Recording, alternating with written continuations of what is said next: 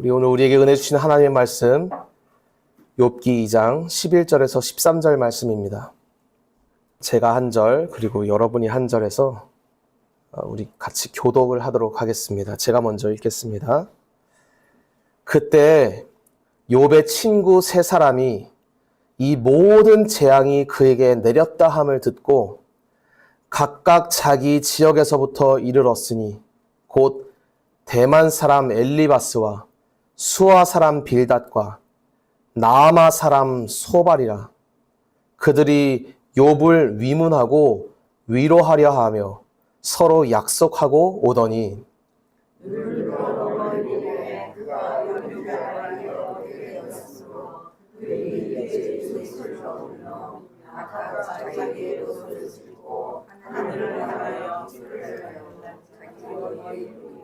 같이 읽겠습니다.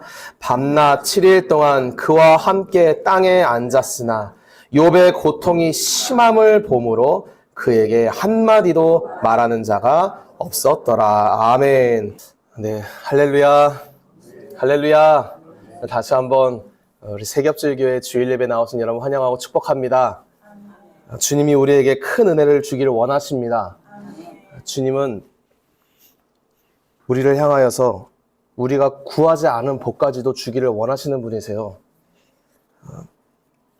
우리는 그렇지만 그 얘기를 들으면 저 수천 년 전 이스라엘 백성들이 주님께 했던 거랑 똑같은 얘기를 합니다. 언제 저에게 은혜를 주셨습니까? 주님이 도대체 언제 나를 사랑하셨습니까? 저는 역사학자는 아닌데 인간의 역사가 이렇게 반복되고 반복된다는 얘기를 역사학자들이 막 하는 걸 제가 들어봤어요. 근데 인간의 역사만큼이나 우리 인간의 죄성과 하나님에 대한 무지도 끊임없이 반복되고 또 반복되고 반복됩니다. 하지만 주님께서 이 시간 우리에게 주님이 어떠한 분인지를 알려주시고 우리를 만나주시기 위해서 이곳 가운데 불러주셨습니다. 우리 주님께서 주실 큰 은혜를 사모하는 마음으로 서로를 이제 좌우에 계신 분과 축복하며 이렇게 인사하겠습니다. 주님이 큰 은혜를 주십니다. 주님이 큰 은혜를 주십니다. 주님이 큰 은혜를 주십니다. 한 번 더 인사. 주님이 많은 돈을 주십니다. 인사요. 주님이 많은 돈을 주십니다. 한번 하도 목소리가 작아서 한번 테스트 해봤는데 역시 돈을 준다 할 때 이 목소리에 힘이 들어가는 것 같습니다. 결국 우리가 바라는 것은 이게 뭐니 해도 머니죠. 참 믿을 게 없어서 예수를 믿냐? 돈을 믿지. 여러분 진짜 돈이 많은 사람들은 제가 직접 들은 얘기는 아니잖아요. 자기 돈을 돈이라고 얘기 안 한다고 해요. 돈이 많은 사람들은 돈을 피라고 얘기합니다. 내 생명이라고. 나는 이 피같이 번 돈, 이 돈이 내 생명, 이 돈이 내 생명의 근원이라고 얘기하는 사람이 있다고 들었습니다. 한번 생각해보면 참, 저런 식으로 돈을 사모해야 돈을 버는 거구나. 한편으로 이런 생각도 들어요. 어쩌면 우리가 돈이 없는 것은 여러분 돈이 피라는 고백을 해보신 분 계십니까? 그러니까 너무 부족한 거야. 돈에 대한 믿음이 여러분 너무 부족한 거예요. 돈을 벌려면 이 돈은 피입니다. 내 생명을 줘서라도 나는 돈을 벌겠습니다. 너무 끄덕끄덕 하시면 제가 시험 드니까 그냥 적당히 들으시고 이 정도 신앙은 가져야지 돈을 벌 수 있다. 한편으로 그런 생각이 듭니다. 어떤 올림픽 금메달리스트도 이제 금메달 땄을 때 지난번에 이제 금메달을 못 따고 은메달 땄을 때 지난번엔 제가 죽기 살기로 해서 금메달을 못 땄는데 이번은 내가 그냥 죽을 마음으로 임했습니다. 그래서 금메달을 땄습니다. 이런 얘기를 하더라고요. 돈을 벌 때도 이 돈은 피다. 내 생명이다.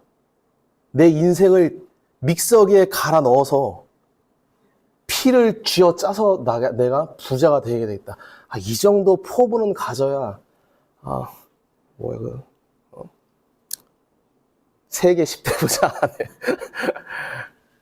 드는 거 아니겠습니까? 그러니까 이게 사람들은 결국 뭔가를 간절히 사모하게 되어 있어요.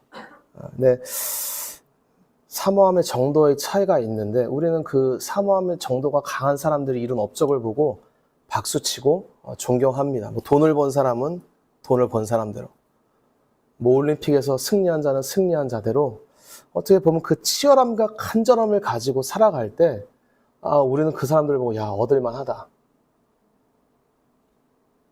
정말 저렇게 해야지 얻는 것이구나. 요즘은 그런 얘기가 없지만 저는 주로 이제 공부를 주로 많이 했으니까 저의 선배 때는 어떤 얘기가 있었냐?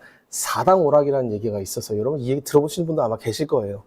이게 4시간 자면 붙고 5시간 자면 떨어진다는 얘기죠. 그러니까 그만큼 공부를 열심히 해야 된다. 어떻게 자빠져 자고 있냐? 뭐 대학 가기 싫으냐? 가고 싶으면 8시간 잘 거 7시간 자고 7시간 잘 거 6시간 자고 6시간 잘 거 5시간 자야지 뭐 이렇게 좀 할 수 있지. 너 뭐 그렇게 정신머리가 빠져가지고 지금 나가서 찬물로 이렇게 좀 겨울에 냉수 마찰도 좀 하고 정 안 되면 채찍 갖다가 자기 몸을 확확 때려가면서 이렇게 해야 인생에서 뭔가를 얻을 수 있는 것 아니겠는가. 그런데 성경에는 예수님을 믿으면 공짜로 구원을 얻는, 진짜 정확히 공짜, 값없이, 고상한 표현으로 값없이고 저처럼 이렇게 천민 출신은 공짜, 무상으로 구원을 얻는다. 이거를 루터가 외쳤을 때 그때 천주교 글을 알던 모든 사제들이 뭐라고 했는지 아십니까? 여러분, 천주교도 성경을 알고 있어요. 우리랑 똑같은 이 성경 로마서도 봅니다. 루터가 오직 의인은 믿음으로 말미암아 산다 그랬을 때 주변의 모든 사제들이 공격했던 말이 이거예요. 야, 그 말이 맞긴 맞는데 그럼 사람들 신앙 다 해이해진다. 전부 신앙이 나태해지고 해이해져서 똑바로 신앙생활 못한다. 연보를 할 때, 헌금할 때 연옥에가 있는 너희 사랑하는 남편, 아내, 자식, 부모가 천국 간다는 얘기를 해야 한 푼이라도 더 헌금하고, 남들 자빠져 잘 때 네가 기도 한마디라도 더 해야지 너의 공덕이 쌓여서 그거를 보고 하나님이 귀히 여겨서 은혜를 베푸는 것이다. 무슨 믿음으로 구원받는다. 그래, 성경에 있는 얘기긴 하지만 다시 해석해야 된다. 믿음만 있냐?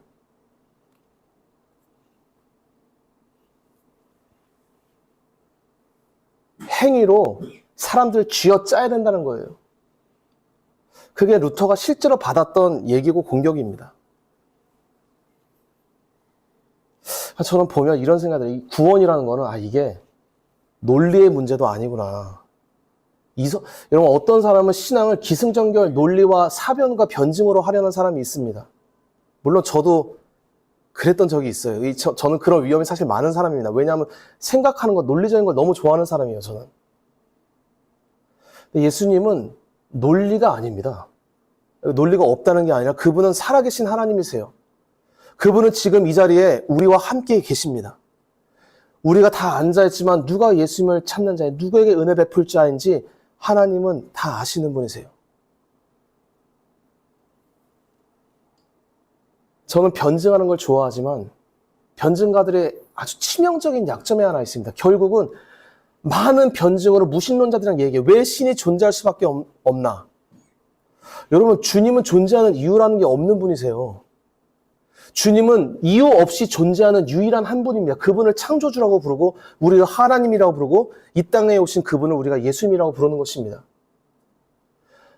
창조가 존재하는 이유? 무슨 존재하는 이유가 있으면 그게 어떻게 조물주예요, 여러분? 피조물이지. 그분은 이유 없이 존재하는 유일한 영원하신 하나님이십니다. 우리는 왜 우리가 그분을 믿냐? 실존주의 철학자들이 허무한 인간의 마음을 달래기 위해서 아무거나 믿어라. 믿으면 그냥 너 마음이 편하지 않냐? 그거 여러분 헛소리예요. 거짓말입니다. 우리가 하나님을 믿을 때, 거듭난 식량으로 하나님을 믿을 때 우리는 어떠한 믿음을 갖게 되냐? 내가 안 믿어도 저분은 살아계신 분이시구나. 내가 이거를 거절해도 저분은 살아계신 분이시고 우리의 죄를 위해서 죽으신 분이십니다. 이게 믿어지는 자가 주님을 믿는 자입니다. 다시 말하면 크리스찬은 사람들이 비방하고 미친놈이라고 하고 바보라고 놀려도 내가 이거를 안 믿어도 내가 안 믿어지지가 않습니다. 내가 이거를 거절하고 때론 내가 죄악에 넘어지고 때론 내가 내 믿음을 부정해도 내 안에 살아계신 그분을 내가 부정하지 못하겠습니다. 이것이 주님이 주시는 살아있는 믿음입니다. 그러니까 믿음이라는 건 논리의 결과가 아니에요. 오히려 논리가 믿음의 결과입니다, 여러분.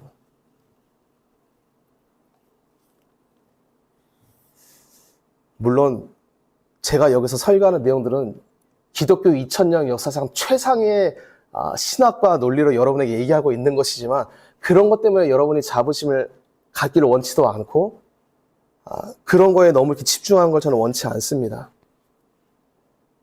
왜냐하면 결국 구원은 교리나 어떤 논리가 가져다 주는 게 아니라 살아계신 예수님과의 인격적인 교제 안에서 죄사함이 이루어지는 것이고 그분을 만난 자에게 주시는 것이 그분의 은혜예요.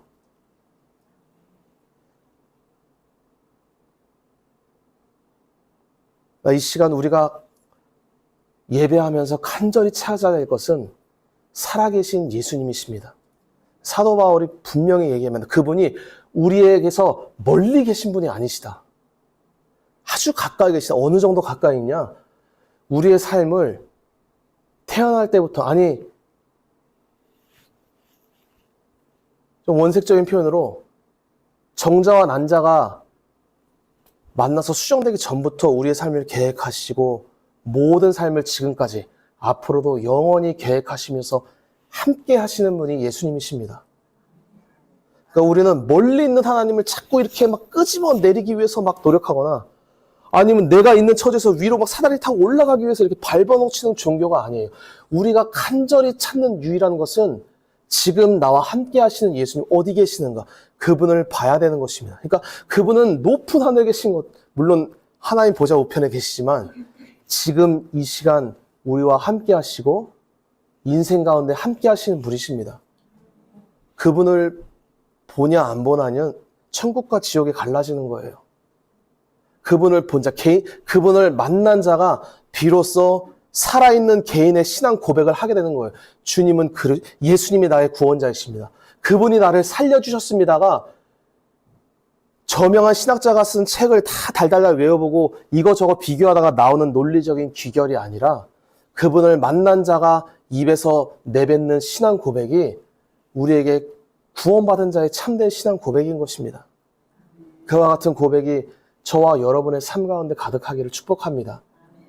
성경은 예수님이 너무 중요한 분이에요. 왜냐하면 그분이 안 오셨으면, 그럼 제가 좋아하는 공자님, 맹자님 다 아시겠지만 BC 사람이에요. 예수님 이전 사람입니다.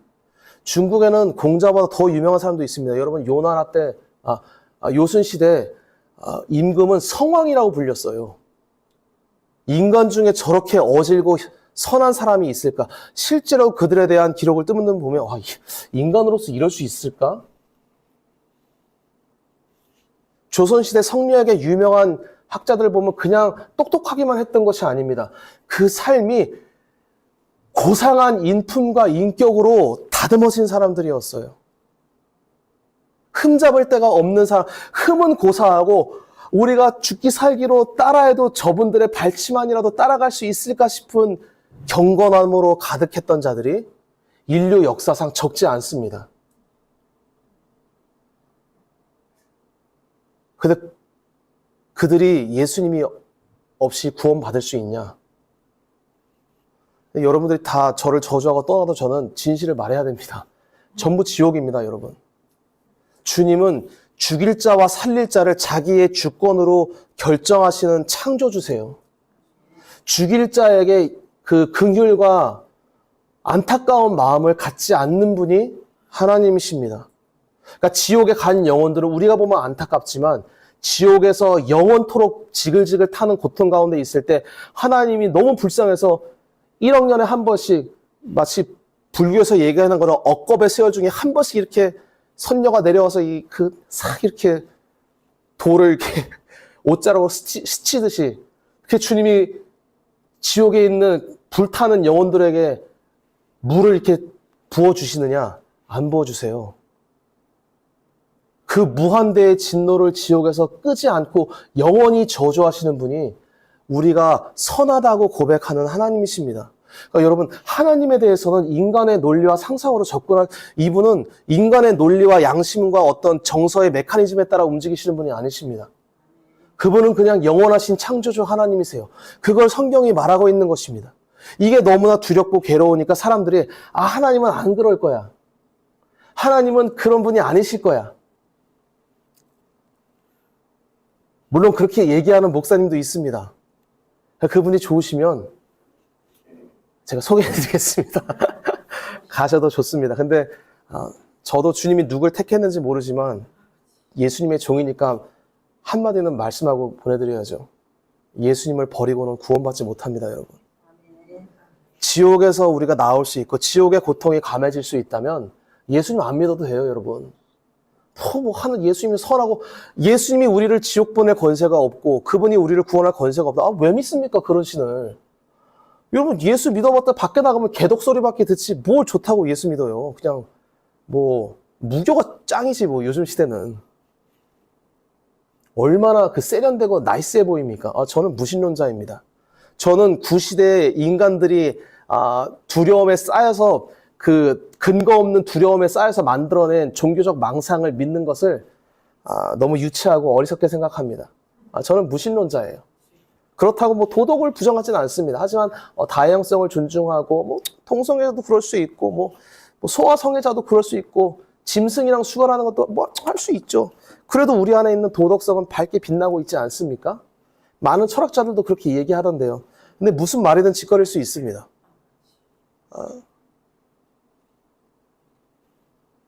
저는 죄송하지는 않는데 정중하게 말씀드려요. 예수님이 죄인을 위해서 죽으셨습니다. 그분의 죄사함의 권세가 아니고서는 하나님 앞에 나아갈 수 있는 인간이 없습니다. 지금 우리의 가장 큰 문제는 뭐냐 하면 주님이 어떤 분이신지를 모르는 거예요.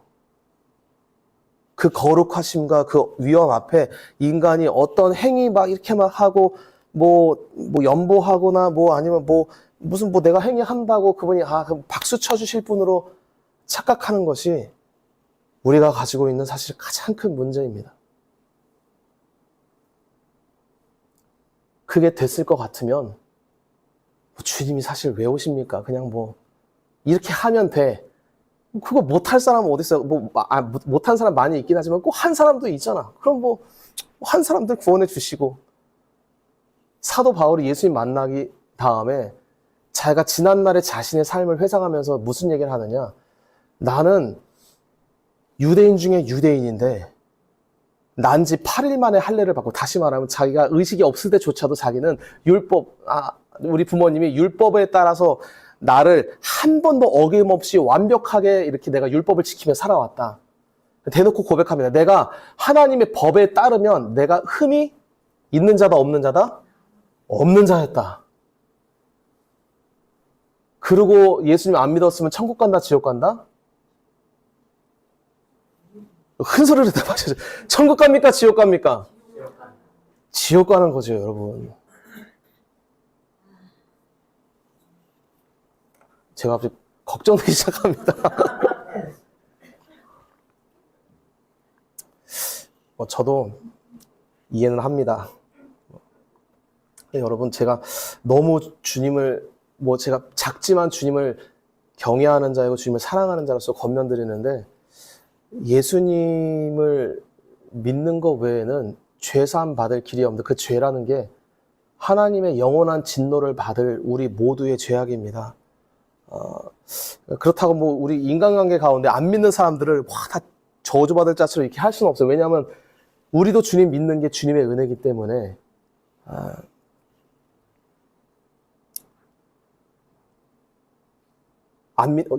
어떤 제가 유튜브 영상 보니까 지하철에 이제 스님 타니까 어떤 이제 권사님이 마귀 새끼야! 회개하라고 막, 사탄아! 그러시면 안 됩니다, 여러분. 주님을 만난 자는 자기가 사탄이라고 고백하는 거예요. 부처님이 그분이 자기 머리 깎고 싶어서 깎았겠어. 이렇게 해서라도 속세를 벗어나고 싶고, 고기를 안 먹어서라도 열반에 이루고 싶으니까 그렇게 하는 겁니다, 여러분. 뭐 그러다가도 주님이 은혜 주시면 여러분 중들 중에서도 갑자기 주님 만나서 뭐 목사가 되고 뭐 이게 되는 사람들도 있어요. 그러니까 구원 받는 건 정말 주님의 역사예요. 우리가 주님 믿는 거 주님의 역사입니다. 우리가 여기 앉아 있는 것도 주님의 역사입니다. 아멘. 주님을 예배하고 만나는 이 시간을 소중히 여기는 여러분들을 축복합니다. 욥이 지난날 있었던 앞부분을 이제 줄거리를 대략 얘기해 주면 하나님이 자랑하시는 거예요. 누구한테 자랑했냐면 사탄한테 자랑합니다. 하필 참 이렇게 주님이 이렇게 안 해도 될 행동을 하실 때가 있어요. 주님이 그냥 왜 긁어 부스럼 만드실까? 너 어디 갔다 왔니? 온 땅을 갔다 왔습니다. 너 내 종 욥을 봤느냐? 그와 같이 온전하고 그와 같이 정직하고 그처럼 완벽하게 나를 경외하는 자가 세상에 아무도 없다. 아니 그걸 왜 굳이 아주 그냥 그 가만히 왜 우리말에 그런 가만히 있으면 중간이라도 간다는 얘기가 있잖아요. 굳이 그 얘기를 해서 사탄이 거기에 가만히 있을 자입니까? 그가 까닭없이 주님을 경외하겠습니까? 복 주셨으니까 경외하는 거 아닙니까? 돈 줬으니까 주님 믿는 거 아닙니까? 잘 되게 해줬으니까 그 사람이 하나님한테 계속 경외하고 있는 거 아닙니까? 싹 다 가져가 보십시오. 쉽지 않은 문제죠. 주님이 그래 한번 그렇게 해봐라. 실제로 사탄이 욥에게 가서 그의 많은 재산들, 그 욥기 1장 1절에 자랑하듯이 썼던 뭐 양이 몇 마리요, 낙타가 몇 마리요, 하루아침에 순식간에 싹 다 가져가시고 약탈당하게 하시고 하늘에서 불이 내리게 하시고 자식들은 집이 무너져 큰 광풍에 싹 다 죽어버리게 하십니다. 근데 욥이 주님께 원망하고 불평하느냐? 안 그래요. 그랬더니 또 사단이 주님께 딜합니다. 가죽을 바꿔오르니. 그러니까 생명을 좀 건드리게 해주십시오. 그러니까 주님이 죽이지는 말고 그의 몸까지 다 주는데 여러분이 아시다시피 욥이 그 다음에 머리 끝에서부터 발바닥까지 종기가 나요. 이 종기라는 게 그러니까 욕창 같은 건데 아주 그냥 성경에 보면 너무 괴로워서 기와장으로 딱딱한 돌멩이 같은 걸로 자기 몸을 이렇게 쭉쭉 긁었다고 피나듯이 너무 괴로워서. 제가 중국에서 어떤 분이 복음 전하다가 그 더러운 그 감옥에 갇혔는데 어떤 그 막 몸에 막 뭐라 그래 벌레라 그러나 나중에 막 그런 게 생겼는데 피부랑 피부 사이에서 벌레들이 꿈틀꿈틀 기어고 다니다가 삐쭉하고 벌레 그 꼬리가 이렇게 쑥 나왔다 들어가고 자기 피부에서 그런 걸 보는데 죽을 것 같더래요. 긁어도 가려움이 가시지가 않더라는 얘기를 하더라고요, 그분이. 그러니까 욥이 당했던 고통 중에 그런 것이 아니었을까? 미치는 거죠. 이 얘기가 삽시간에 퍼졌습니다. 여러분, 이 욥이 그 말하자면 동방에서 자기 사는 지역에서 가장 유명한 사람에서 훌륭한 자로 하나님을 잘 믿는 자로 그 친구들도 그의 덕망과 인격과 신앙을 알고 있었습니다. 욥이 너무 처참하게 망가졌다는 재앙을 당했다는 소식을 듣고 그의 절친 3명이 그에게로 찾아옵니다. 셋이 미리 약속을 해요. 야, 가서 우리 딴 얘기하지 말자. 위로해야 되겠다. 그를 위문하자. 하고 멀리서 이렇게 오다가 눈을 들여서 오늘 12절에 멀리서 보는데 자기 친구가 내가 알던 그 사람이 바로 그 사람인 줄을 못 알아보는 거예요, 이 친구들이. 여러분, 이 친구들이 얼마나 오래된 친구인지는 모르겠지만 뒤에 이제 나오는 내용 보면 굉장히 친하고 신앙적인 대화도 많이 하고 굉장히 가까웠던 친구였던 건 분명합니다. 욥에 대해서 잘 아는 친구예요. 그 절친들이고 자주 모이지 않았을까, 신앙적인 얘기를 많이 나누지 않았을까 하던 친구들인데 뭐 욥에 대해서 누구보다 잘 아는 새 친구였다고 볼 수 있죠. 근데 이들이 멀리 눈을 들어 보는데 이게 무슨 말이냐면 예전 같았으면 멀리서도 저거는 욥의 모습이야. 저거는 욥이야. 욥은 항상 저렇게 주변에 이게 뭐 예를 들어 요즘 말로 하면 항상 차를 탈 때 찬양을 틀어놓고 다녀. 뭐 멀리 있어도 이미 저 사람은 이 성령의 향기가 이게 보이는 사람이야. 이랬던 욥인데 멀리서 보는데 욥인 줄을 못 알아보겠는 거야. 분명히 저기 욥의 집인데 욥이 살던 곳인데 저기 있어야 될 곳에 있는 사람이 욥인데 저 욥이 아닌데 저기 내 친구가 아닌데 할 정도로 집안도 다 망가지고 건강도 완전히 망가진 것입니다.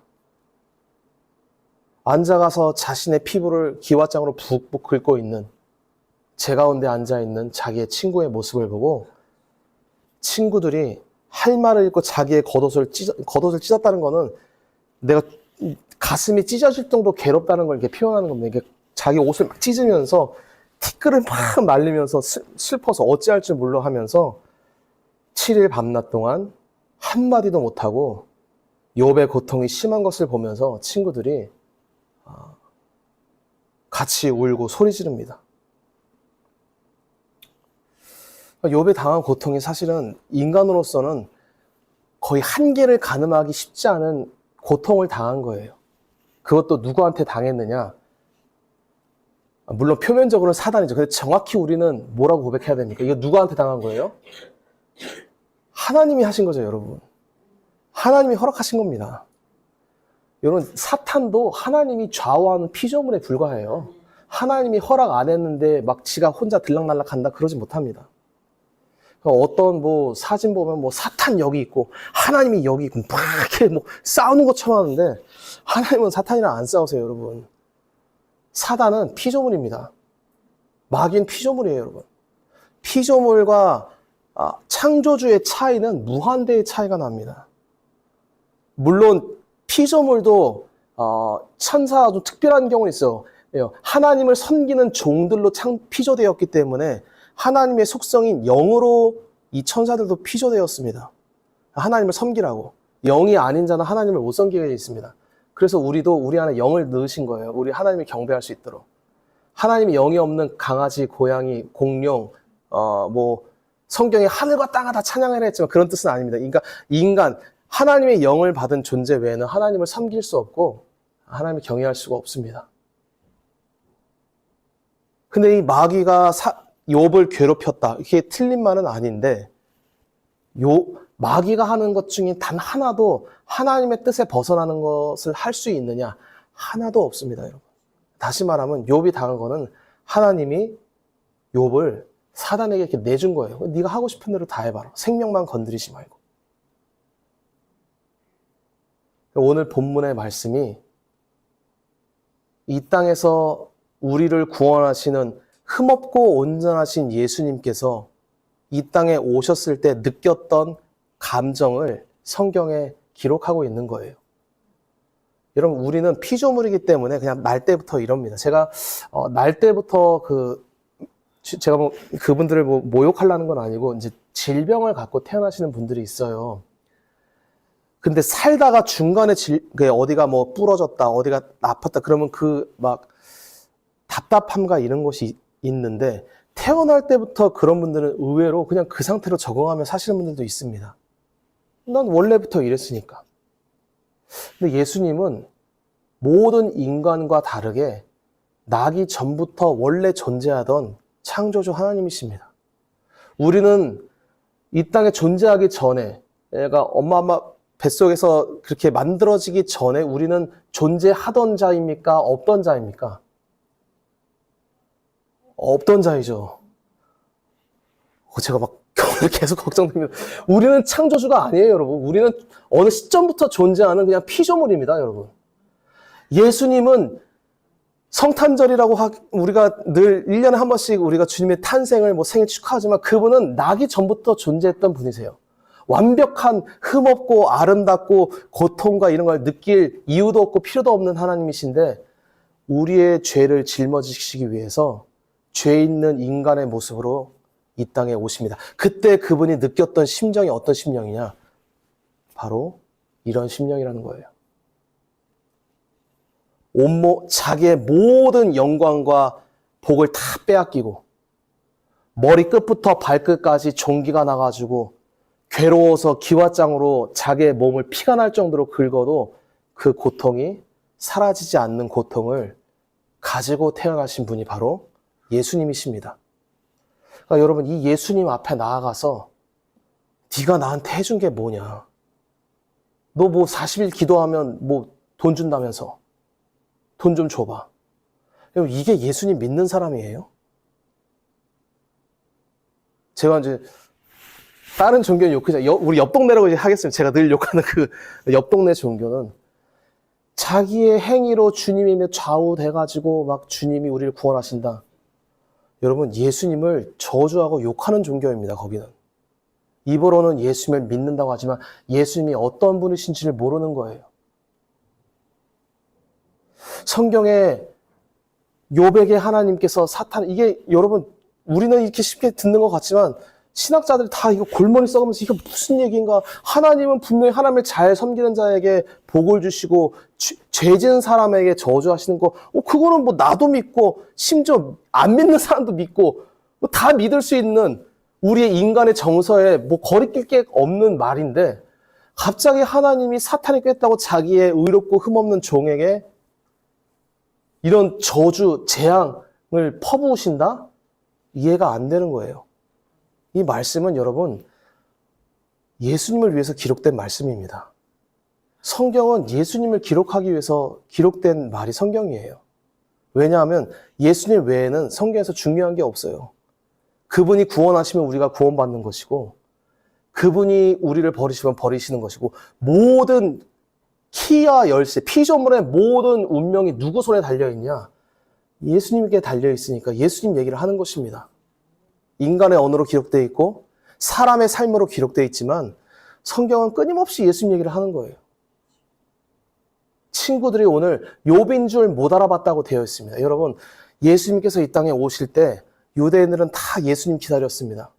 여기서 아마 오랫동안 신앙생활 하신 분들은 구약의 사람들은 어떻게 구원받았나요? 이런 질문에 대한 답을 들어본 적 있으실 거예요. 주님 오시기 전에는 오실 메시아를 믿어서 구원받았습니다. 주님 오신 이후에는 오신 메시아, 예수님을 믿어서 구원받습니다. 그 말이 뭐 틀린 말은 아닌데 당시 유대인들은 전부 메시아가 오실 걸 믿고 있었고 심지어 지금도 믿고 있어요, 그들은. 메시아가 오실 걸 믿으면 구원받냐고요, 여러분. 못 받아요. 우린 예수님 믿는 사람 정확히 고백해야 됩니다. 예수님을 믿는 것 외에는 구원의 방도가 없습니다.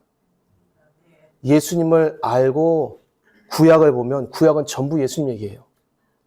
예수님을 구약에 모른다? 있을 수 없습니다, 여러분. 성경의 예수님의 신성은 성부, 성자, 성령 이 3person, 3페르소나, 삼위 하나님은 한 본질을 갖고 계세요. 그분은 뭐 인간적인 생각으로 성부가 내려오시든 성령이 내려오시든 정확하게 예수님이랑 똑같이 행하십니다. 다른 분이 아니세요. 한 하나님이세요. 유대인들이 우리한테 너희들은 왜 하나님을 세 조각 냈냐? 왜 너희들은 삼신론을 믿냐? 아니에요. 우리는 유일신을 믿는 자들입니다. 우리는 한 하나님을 믿는 거예요. 하지만 인간의 논리는 말이 안 되지만 그분이 삼위로 존재하시는 세 인격으로 존재하시는 하나님을 믿는 것입니다. 아멘. 그러니까 예수님이 오실 때 그분이 했던 행동과 패턴은 정확하게 구약 창세기부터 그분이 하는 행동이랑 완벽하게 일치하는 거예요. 이것이 여러분 성경의 무호성이라고 하는 것입니다. 구약에 나온 하나님과 신약에 나온 하나님이 다르다. 여러분, 우리는 그런 하나님 몰라요. 신구약의 영원 전부터 영원 후까지 하나님은 동일한 하나님이십니다. 어떻게 나타나시냐? 예수 그리스도로 나타나시는 거예요. 그분의 인격과 사역으로 나타나는 것입니다. 그분이 이 땅에 오실 때 타락한 인간들을 구원하시기 위해서 우리를 사랑하시기 때문에 자기가 우리를 대신해서 죽겠다고 죄인과 같은 육체를 입고 이 땅에 찾아오십니다.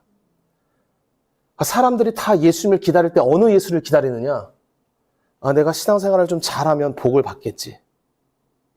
내가 주님을 잘 섬기면 내가 이렇게 열심히 하나님 말씀을 잘 지키는데 주님이 나를 이뻐하시지 않겠는가? 그 말이 뭐 대놓고 논리적으로 제가 틀렸다라고 얘기하는 건 아니지만 그거는 예수님의 진리는 아닙니다. 사도 바울이 율법은 선한 거라고는 고백해요. 하지만 율법으로는 아무도 구원받지 못한다고 얘기합니다. 성경에 율법이 기록되어 있잖아요. 성경 율법 기록되어 있다는 것에 대해서는 제가 10년 후에 이야기하겠습니다. 이게 율법이 지성소 안에 언약궤에 있는데 이거 굉장히 심오한 내용이에요. 사람들 잘 모릅니다. 저도 다 모르는데 예수님에 대해서 우리가 함부로 얘기하면 안 돼. 이 성경은 예수님을 말하는 것 외에 다른 목적을 한 번도 가진 적이 없는 책이 성경책입니다. 그분이 예수님에 대해서 얘기할 땐 그분의 형상이 하나님의 인격 그대로이고, 지금 주님이 부활 승천하셔서 우리에게 보내주신 성령님도 그분과 똑같이 행하시는 분이 바로 하나님이십니다. 2000년 전 유대인들이 오실 메시아를 기다렸어요. 어떻게 기다렸냐? 자기가 죄악 때문에 힘들고 자기 아브라함의 후손으로서 자기들의 그 민족의 역사를 보니까 그렇게 좀 주님 잘 믿으면 좋겠는데 안 믿은 거예요. 우상 숭배하고. 그래서 그들이 내린 결론이 하나님을 잘 믿어야 되겠다. 이렇게 하면서 그러면 우리가 주님을 잘 믿고 있으면 메시아가 오셔서 우리를 구원해 주겠구나. 이것이 그때 당시 유대인들이 믿었던 신앙이고, 지금 이 시대에 많은 크리스찬들이 믿고 있는 신앙이고, 정확하게 예수님한테 버림받는 신앙입니다. 구원 못 받아요, 여러분. 예수님이 오셔서 그들에게 찔끔찔, 너희들이 잘은 했는데, 사실 그건 아니고 너희가 오해했어. 나를 믿어야 돼. 안 그러세요, 주님은.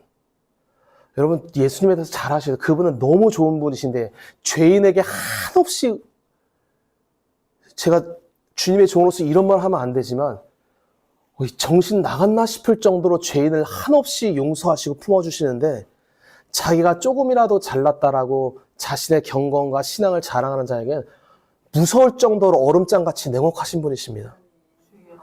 조금의 그 자비도 베풀지 않으세요. 독사의 새끼라고 욕하면서 나가라. 자기를 숨겨서라도 그들에게 자기를 보이는 거를 꺼려하시면서 자기를 숨기세요, 그들에게. 신약 성경에 누차 나옵니다. 이게 바로 오늘 성경에 욥의 친구들이 욥을 알기 어렵게 되었다는 말의 의미입니다. 예수님이 우리 삶 가운데 오실 때 지금도 동일합니다. 많은 사람들이 하는 고민이 결국 제가 목회하면서 들어보니까 그거예요. 내가 신앙생활을 열심히 하는데 왜 나에게 이런 힘든 일이 있습니까? 내 주님을 잘 믿는다고 하는데 왜 나에게 이런 고통이 따릅니까? 그 사람들 대답은 결국 뭔가 내 신앙에 문제가 있던가, 아니면 다른 종교 믿어야 되겠구나.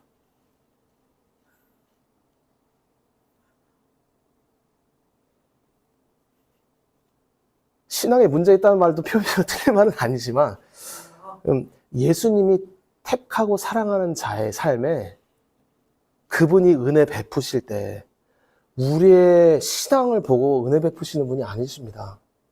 그분이 우리에게 은혜 베풀길 원하시면 믿음을 주시고 신앙을 주시고 은혜 베푸세요. 저주하길 원하시면 무슨 수를 써서라도 예수님 얘기 듣는데 졸게 하시든지 못 듣게 하시든지 오해하게 하시든지 해서 주님을 모르고 교회당에 와서도 예수님을 못 만나고 나가게 하시는 분이 그분이십니다. 그러니까 그분의 전능성은 인간의 이성과 생각으로 판단할 수가 없는 거예요. 우리 삶에 우리가 예수님을 알아보기 쉽게 오시면 참 좋겠는데 그분 그러지 않으십니다. 왜냐? 그분은 자기가 복돼서 자기를 사랑하는, 여러분 욥의 친구들이 욥을 찾아왔으면 위로하고 위문하기로 찾아서 얼마나 친한 친구였겠어요. 근데 결국 와서 우리가 이제 다음 주도 쭉 알아보겠지만 결국 와서 이 친구들이 하는 일이 뭐냐? 욥 정죄하는 거예요. 어떻게 정죄하냐? 아주 놀라울 정도로 정교한 성경 말씀으로 욥을 정죄합니다. 예수님이 그렇게 정죄하다. 네가 메시아라면 왜 그렇게 지질이 궁상 떨면서 사냐? 야, 남을 구원할 수 있으면 네 인생부터 일단 좀 건사하고 봐, 임마. 너 나사렛 목수로서 너 집안도 별 볼 일 없지. 너 결혼도 못하고 30세 노총각이지. 뭐 사람들 이끌고 자꾸 네가 메시아라 그러는데, 야, 성경에 어디 하나님의 말씀을 잘 지키고 온전한 자가 너처럼 가난하고 찌질한 인간이 어디 있냐? 그들이 예수님 욕할 때 하나같이 전부 다 성경 말씀으로 욕하는 거예요, 예수님을. 예수님을 알아보지 못하니까. 예수님은 그들을 돌이키진 않으십니다. 예수님을 알아보는 건 제가 서두에 얘기했지만 논리와 이성의 문제가 아니에요. 지금 이 시간 성령님께서 저와 여러분의 마음을 여셔서 예수 그리스도를 아는 은혜 주시기를 축복합니다. 네. 그러니까 예수님은 자기를 왜 감추시냐? 몇 가지 이유가 있는데, 첫 번째는 우리의 죄를 뒤집어 쓰시고 죽기 위해서 이 땅에 오시기 때문이에요. 그분은 원래 죄도 없고 누추함이나 부족함 같은 단어 자체도 어울리지 않는 지극히 존귀하신 하나님이십니다. 그분에겐 영원한 부요함과 부족함이 없는 풍성한 영광과 거룩함만이 있는 분이세요. 그런데 그분이 왜 자기를 그렇게 감추고 오시느냐? 왜 그렇게 초라한 모습으로 오시느냐? 예수님을 만난 자는 다 그 앞에 뭐라고 고백하느냐? 가슴을 찢으면서 고백하는 거예요. 내가 저렇게 죽어야 되는데, 내가 저렇게 저주받아야 되는데 예수님이 나를 대신해서 저주받았다고 예수님을 만난 자는 전부 그 고백을 하는 것입니다. 아, 예수님, 이 저주, 그 고난을 내가 당했어야 마땅한데 주님이 지셨습니다.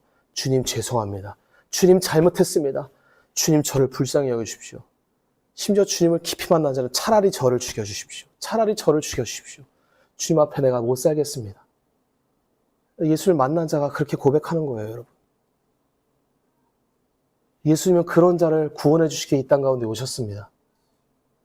2000년 전에 예수님께 나아가는 자 중에 많은 자들은 예수님이 오실 때 갖고 오실 양손에 든 부와 귀를 원하고 있었어요. 예수님을 믿는다고 하지만 결국 그들이 원하는 건 뭐냐? 결국 돈을 원했고, 결국 민족의 해방을 원했고, 결국 내 인생의 치료를 원했고, 결국 자신의 인생의 문제를 해결해 줄 그리스도를 원하고 있는 거예요. 근데 그거를 만약에 안 해결해 준다. 여러분, 기대가 큰 만큼 뭐도 크다? 아, 실망이 큰 거예요. 그 실망은 뭐로 바뀌느냐? 분노로 바뀝니다, 여러분.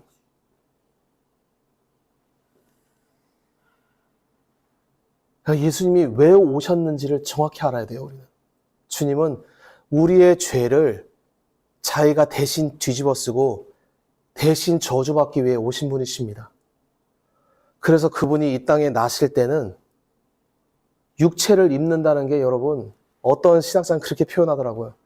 인간이 바퀴벌레가 되어서 땅바닥을 긴다 한들 예수님이 인간의 육체를 입었다는 그 고통에 비할 수가 있겠는가? 여러분, 저는 바퀴벌레가 혐오스럽습니다. 저는 갈색 바퀴벌레를 많이 보고 자랐어요. 보면 잡아 죽이고 싶고 없애고 싶어요. 끔찍하고 가까이 있기도 쉽지 않습니다. 제가 그 바퀴벌레가 된다? 구역질 날 것 같아요, 저는. 근데 창조주이신 그분이 죄 있는 인간의 육체를 입고 우리 가운데 오셨다? 여러분, 그것은 기쁜 소식이긴 하지만 마냥 넉넉고 애기처럼 웃을 수 있는 얘기만은 아닙니다. 그분은 기와장으로 자신의 몸을 긁어도 해소되지 않는 괴로움이 끊이지 않는 인생을 사셨던 분이세요. 왜? 그 고통을 우리가 당해야 되는데 예수님이 짊어지시기를 원하셨기 때문입니다. 사랑하는 성도 여러분, 예수님을 안다는 것이 무엇입니까? 사람들은 다 예수님, 예수님 성경 저도 좀 읽어봤습니다. 읽어보니까 이게 몇 세기에 어떻게 짜집게 된 문서로서 그분이 했던 말이 결국 이웃 사랑하라는 말 아닌가요? 아니에요, 여러분. 그런 말 아닙니다. 예수님은 모습으로도 자기를 감추시고 단어와 문장으로도 자기를 감추시며 나타나세요. 학자들이 자기 잔머리 굴리면서 문법적인, 문맥적인, 인문학적인 방법으로 성경 접근할 때 알지 못하도록 성경을 감추시는 분이 그분이십니다. 아주 지혜롭게 감추십니다. 보면 막 몸소리가 쳐요. 제가 주님 하시는 말씀 들어보면. 왜냐? 저도 공부를 좀 해봤기 때문에. 볼 때마다 느낍니다. 이거 주님 앞에서 내가 살아있는 신앙으로 내 심정을 찢으면서 주님 앞에 엎드리지 않고는 모르겠구나, 이 말씀을.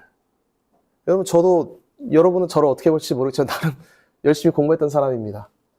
주어, 동사, 목적어 이런 거 따지고 이게 문장의 시제가 어떻게 되고 과거, 현재, 미래뿐만 아니라 그걸 다 시제를 또 나눠가지고 12시제, 18개 시제 나누면서 분석하려고 했던 자예요. 주님은 전부 깨트리시는 분이십니다. 아주 지혜롭게 자기를 감추세요. 왜냐? 자기를 사랑하는 자들만 자기를 만날 수 있도록 자기를 재앙으로 감추시고 고난으로 감추고 우리에게 찾아오십니다. 여러분 삶 가운데 주님이 찾아온 경험이 있습니까? 어떠한 모습으로 찾아오셨습니까? 제가 이제 유튜브 같은데 기독교인들의 간증을 가끔 듣습니다. 좋은 간증도 많아요. 물론 좋은 간증이라고 다 틀린 건 아닙니다. 근데 우리가 예수님을 믿는 자들이잖아요. 예수님을 간증해야 되잖아요. 정말 가뭄에 콩나듯이 너무 없는 거예요. 예수님에 대한 간증이.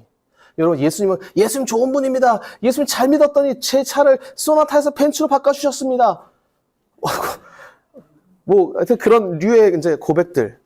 그게 예수님을 간증하는 거냐. 물론 그것도 예수님이 하시는 거겠죠. 근데 여러분, 그거는 마귀도 해줄 수 있어요. 마귀가 예수님 꼬실 때 뭐라고 꼬시느냐. 나에게 한 번만 경배해라. 나에게 딱 한 번만 무릎 꿇어라. 내가 천하 만국의 영광을 다 너에게 주겠다. 여러분, 사단이 예수님한테 거짓말로 시험했겠습니까? 여러분, 사단이 우리에게 꼬실 때 물론 거짓말도 하지만 결국은 다 거짓말인데 정확하게 있는 말로 꼬시는 거예요, 사단은. 여러분, 사단 믿으면 여러분 가난해지냐? 안 가난해집니다. 부와 귀를 얻게 돼요. 어떤 헐리우드 스타 대놓고 얘기하더라고. 자기는 사탄 믿는다고. 자기 영혼을 그에게 팔았대. 자기를 잘되게 해준대. 자기가 잘 되는 이유는 자기가 영접한 그 영이 자기를 잘되게 해준다는 거라. 대놓고 자기도 알고 버림받고 지옥 가는 거죠. 물론 그러다가도 주님이 건져주시는 경우도 있습니다. 죽기 전에 우리가 함부로 사람의 운명을 얘기할 수는 없는데, 예수님이 그랬으면 얼마나 좋을까 하는 마음이 제가 그 간증 들으면서 마음에 막 솟구쳤어요. 제가 예수님 믿었더니 제가 무일푼에서 시작해서 수천억 대 부자가 되었습니다. 라는 간증은커녕 주님 믿다가 개고생했습니다. 주님 믿었더니 어처구니 없는 고난이 닥쳐왔습니다. 이런 얘기가 파도처럼 물밀듯이 밀려오는데 제가 막 답답해가지고 목회자로서 주님 어떻게 합니까? 망했습니다. 우리 기독교 망했습니다. 개독교입니다. 간증도 들을 게 없고 주님은 매력적이지가 않고 사람들은 주님을 오해하고 주님은 별로 신경 안 쓰시더라고요. 어차피 주님은 구원할 자를 구원하시는 분이시라 이 시간 저와 여러분을 구원하시기 위해서 오늘 말씀을 듣게 하시는 줄로 믿습니다. 예수님은 사실 욥의 친구들이 욥을 알아보기 어려웠던 것처럼 알아보기가 어려워요. 왜냐? 그분이 영광과 부와 권세로 우리에게 찾아오시는 분이 아니라 큰 재앙당한 자처럼 고난당한 자처럼 우리 삶 가운데 찾아오시는 분이시기 때문입니다.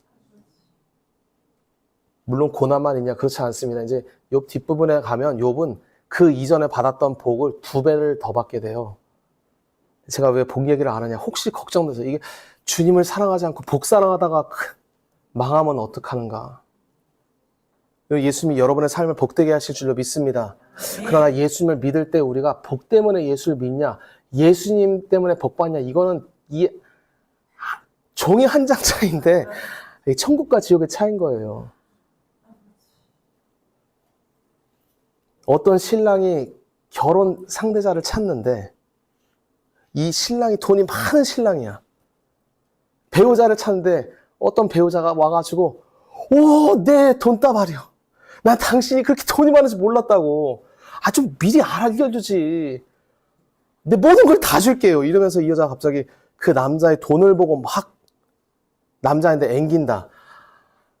그러고도 그 여자랑 결혼할 수 있는 사람도 있을 수 있겠지만 여러분이 만약에 아들이 있는데 아들과 결혼하려고 오는 여자가 어머니 통장에 돈이 수백억이 그거 다 아들에게 왜 너 아들이라고?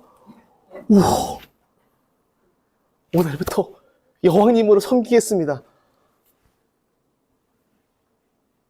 그런 여자가 왔을 때 이 여자 제대로 된 여자구나. 이 여자한테 내 아들을 맡겨야 되겠다 하겠다는 분 한번 손들어 보십시오. 없어요. 인간도 그런 인간 없어요, 여러분. 우리 하나님도 그런 분이 아니십니다. 우리 하나님은 인간이 보지 못하는 마음까지 다 꿰뚫어 보시는 분이세요. 인간이 다 썩어 문드러진 걸 아십니다. 택한 자만 구원받고 택한 자에게 자기가 이렇게 감추고 나타나시는 하나님이라는 것을 알려주시는 거예요. 우리 성도들의 인생에 고난이 있을 때 이것이 저주냐? 정확히 따라하십시오. 제 입술 크게 소리내서 따라 해봅시다. 고난은 복이다. 고난은 예수님의 은혜다. 아멘. 예수님은 자기가 만날 자들에게 고난으로 나타나십니다. 왜냐? 그 가운데 우리의 죄를 회개하며 예수님을 만날 수 있기 때문이에요. 예수님을 모르는 자, 내가 왜 이런 고난 당해? 내가 11조 열심히 하고 주일 성수 열심히 하고 내가 주님을 그렇게 열심히 섬겼는데 왜 나한테 이런 고난을 막 투덜 원망하고 불평하고. 어떤 분이 그러더라. 그럴 거면 원불교 가라고. 원망하고 불평할 거면 그쪽이 그런지 모르겠지만 원불 원망하고 불평하면 그쪽 가세요. 거기 그리고 어떻게 알아? 또 이렇게 여기서 또 진리를 깨달을지. 우리는 고난 가운데 예수님을 발견하는 종교가 기독교입니다. 왜냐?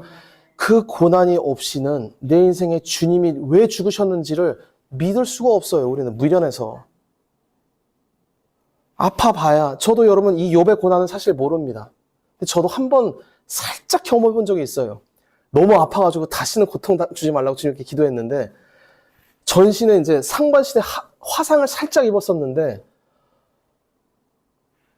그때 제가 이러다 말겠잖아요. 점점 그 고통의 강도가 제가 그때 어떤 생각 났냐 하면 사방에서 그 날카로운 불에 달군 바늘로 온몸을 수백 개가 하나 둘 셋 팍 찌르고 또 하나 둘 셋 팍 찌르는 것처럼 막 고통이 이렇게 주기적으로 몰려오는데 화상 때문에 아프다 못해 나중에는 그 공포가 밀려오는 거예요. 이거 3초 있으면 또 아프겠구나. 하나 둘 셋 하고 으악 하면 아픈데 배가 아프면 움츠러들면서 고통을 제가 참겠는데 몸을 움츠러들든 피던 체조라든 이 고통이 안 없어지는 거예요.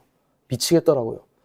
나중에는 아프다가 제가 그때 깨달았어요. 이게 고통이 심해지면 공포감에 밀려오는 거예요. 너무 무서우니까. 피하고 싶은데 피할 길이 없어요. 뭐 이렇게 문질러도 더 아프고.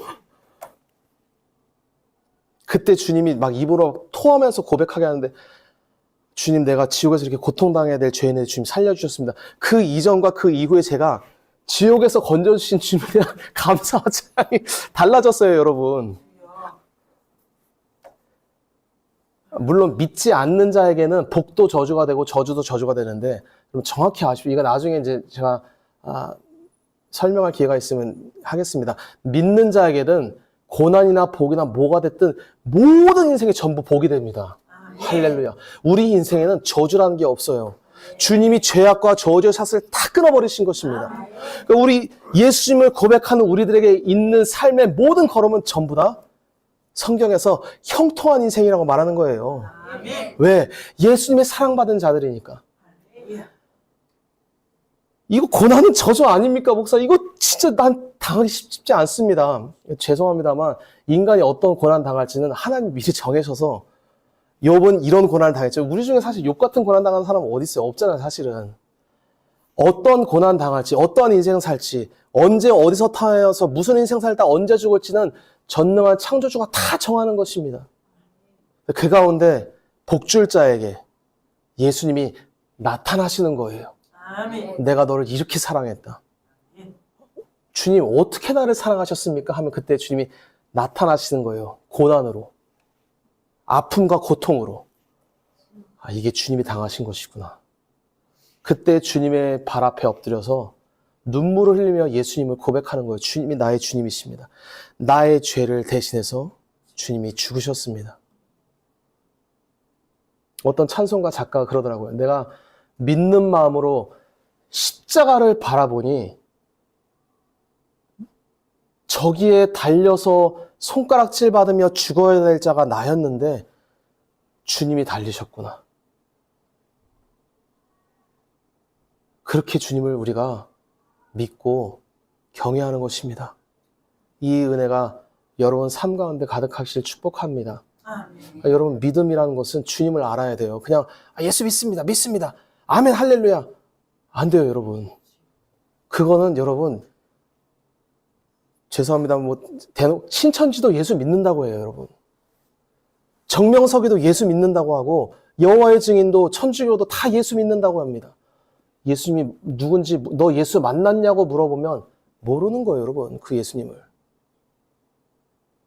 예수님은 논리와 교리가 아니에요. 우리 삶 가운데 임재하시고 나타나시고 역사하시는 살아계신 분이십니다. 분명히 여러분을 구원하시기를 주님 원하시면 여러분 삶 가운데 좀 괴롭겠지만 고난이 없을 수가 없어요. 그건 저주가 아니라 예수님의 축복입니다. 나타나 알게 하시는 거예요. 우리의 무능함, 우리의 저주받을 비참한 영혼의 상태를 알게 하시면서 내가 예수님 덕분에 구원받은 것이구나. 예수님이 나를 대신해서 고난당하신 것이구나. 고백하면서 주님을 따르는 것입니다. 그러니까 성도들도 참 예수님을 안다, 예수님을 믿는다 하지만 이게 저희 교회에서는 뭐 이게 틀린 건 아닌데 뭐 영접기도 하고 뭐 주님 믿습니까? 믿어 안 믿어?